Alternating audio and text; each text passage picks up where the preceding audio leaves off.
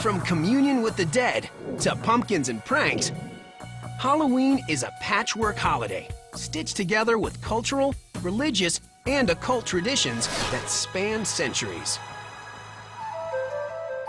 It all began with the Celts, a people whose culture had spread across Europe more than 2,000 years ago. October 31st was the day they celebrated the end of the harvest season in a festival called Samhain.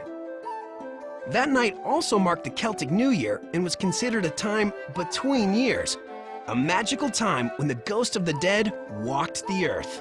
It was the time when the veil between death and life was supposed to be at its thinnest.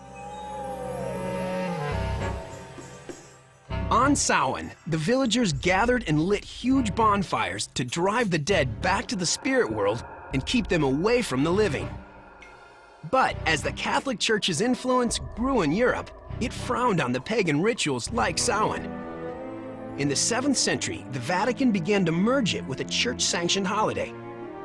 So November 1st was designated All Saints' Day to honor martyrs and the deceased faithful. Both of these holidays had to do with the afterlife and about survival after death. It was a calculated move on the part of the church to bring more people into the fold. All Saints' Day was known then as Hallowmas. Hallow means holy or saintly, so the translation is roughly Mass of the Saints. The night before, October 31st, was All Hallows' Eve, which gradually morphed into Halloween.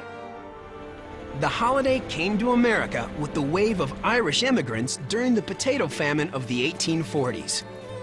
They brought several of their holiday customs with them, including bobbing for apples and playing tricks on neighbors, like removing gates from the front of houses. The young pranksters wore masks so they wouldn't be recognized.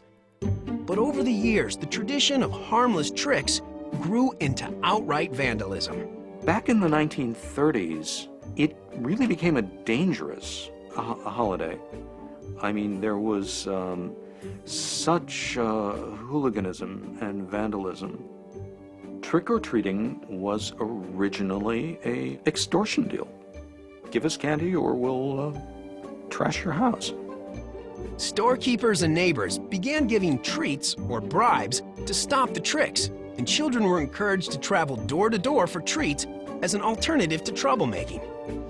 By the late 30s, trick or treat became the holiday greeting.